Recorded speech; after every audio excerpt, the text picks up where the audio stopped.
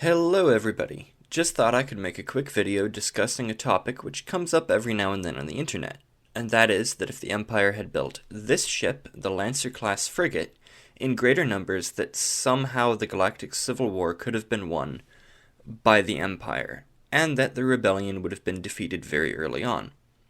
But is that true? Let's give it a bit of a look. The Lancer is a light warship class serving the Imperial Navy, which entered service in the middle of the Empire's reign over the galaxy. The ship was intended to serve as an escort for Imperial fleet formations, with a focus on heavy anti-starfighter weaponry. The concept being that the ship could be used to screen friendly vessels from enemy starfighter and bomber attacks. The problem with this ship is that at the time which it was built, the Imperial Navy was focusing increasingly on building ships to police, patrol, and garrison the galaxy.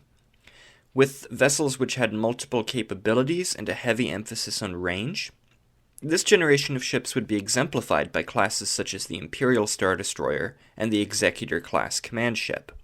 Vessels which could act as battleships, assault vessels, fighter carriers, and communications vessels, negating the need for a fleet of purpose-designed ships to fulfill these various roles. The Lancer, with its focus on providing heavy flak support for battle fleets and capital ship formations, was an obvious target to get the axe, and production would be halted. Though a reasonably large number of the ships were built, but they would serve mostly as local patrol ships and flagships for more distant sectors, where the population and local threats didn't require larger vessels, a far cry from their originally intended missions. So why would the Lancer be considered anything special when compared to the other ships of the Imperial Navy? It's not as powerful as a Star Destroyer, nor as fast as a TIE Fighter, and yes, I know those are two vastly different ships, but just bear with me. So why is it considered a lost opportunity for the Imperial Navy? Well, it's a ship designed expressly to deal with enemy starfighters. And do you know who relied very heavily on starfighters? The Rebel Alliance. And do you know who had major issues dealing with starfighters? The Empire. Though if you're one of the people that think the Imperial Star Destroyer didn't have any anti-starfighter armament, you have another thing coming. They did, you can see it in the movies. I don't know how that got started, except like, ooh, evil, incompetent Empire. But they did have issues with Rebel starfighters during the Galactic Civil War. Despite the guns, that doesn't mean that you can use them well. And so the logic goes that if the Empire had built more Lancers and integrated them with their other ships, that they would have easily beaten the Rebel Alliance. Does this have any merit, though? In a word, no. That's it. Video's over. Have a nice day. Sorry for headphone listeners. But seriously, no. Just building a few anti-fighter flak ships would not have solved the Empire's problems. For one, the Galactic Civil War was not lost by the Empire simply because they had a bad anti-fighter doctrine. It was lost because the Empire had poor leadership, systematic corruption, rife favoritism in the ranks, brutal methods of dealing with resistance which simply fostered further unrest, and a crumbling economy which never recovered from the Clone Wars. Sure, the rebellion would have had trouble dealing with a force which included Lancer if they only had starfighters, but the Empire would likely only ever deploy a Lancer to escort a Star Destroyer, and the rebellion had enough trouble dealing with those already. 6 X-Wings that you've cobbled together versus a Star Destroyer is not going to be a good matchup, regardless of if there's a Lancer or not. You're not ever going to build enough Lancers to be in every system the Rebel Alliance might strike at, either. And if they did pose such a large threat, there's plenty of other systems the Alliance could have hit as alternatives. This also completely ignores that the Galactic Civil War was not won in space alone, but involved significant civic uprising and guerrilla fighting across the billions of worlds in the Empire. A Lancer in orbit is not going to stop a 10-man rebel cell killing an Imperial planetary governor, nor halt an arms smuggling operation on its own. This is not to say that more Lancers would not have been useful, but on their own they would never have been enough to allow the Empire to win the war and defeat the Alliance to restore the Republic.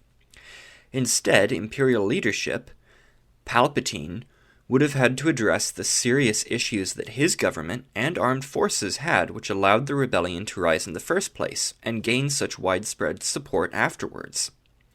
And does dealing with your flaws and mistakes seem like something Palpatine would do when he could instead build another Death Star? I think not. And that is the one thing I think the sequel trilogy gets right very well, is showing that Palpatine keeps doing the same thing over and over and over again and expecting a different result. Oh, big giant fleet of crudely cobbled together Imperial ones with a super laser on the bottom that are somehow 4 or 5 times bigger? I'm not bitter. So what do you think? Am I mistaken? Did I miss something which would have allowed the Empire to win by simply building more Lancers? Or am I correct in saying that something as big as a galactic civil war involves more nuance than "they didn't build enough of this ship"? You see the same kind of thing with historical debates of if this country built more of this plane, then they would have won the war, or if they built that ship earlier, they would have won. And it doesn't make sense in that context, doesn't make sense in this context, I don't think. And to be clear, I'm not saying this is a major problem in the Star Wars fandom, though it is something I've seen mentioned, which I thought would make for a good video. Don't go saying I called anyone out or attacking anyone. I didn't. I just see this in various forums every now and then and thought, hey, content. Good idea. If you liked this content-heavy video, complete with artwork. I'm really proud of this artwork. This artwork took quite a while to make. Largely because I lost motivation halfway through. But it looks good. I think you'll agree. If you enjoyed the artwork, consider subscribing or following me, supporting me on Patreon, joining my Patreon. I don't know what the technical term is, but doing so gets you some sneak peeks, some influence in how and what videos are shown. Yes, I am kind of babbling incoherently. I do this a lot. But you can see there what's going on a little bit in advance.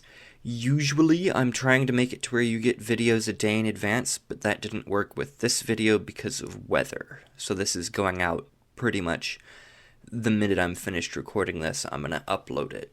So this is like me from 30 minutes in the future that you're listening to it right now, if you listen to it the moment that it comes out. So, which you probably won't, but I'm going to quit talking now.